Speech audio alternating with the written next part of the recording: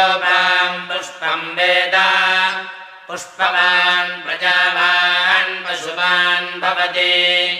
चन्द्रमा वा अपां पुष्पम् पुष्पवान् प्रजावान् पशुवान् भवति य एवं वेद योपामायतनं वेद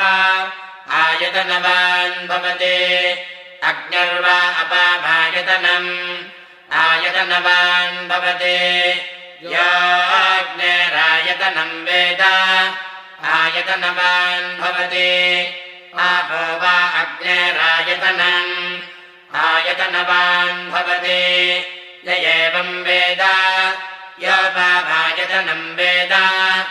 आयतनवान् भवति वायुर्वा अपामायतनम् आयतनवान् भवति यो वायोर्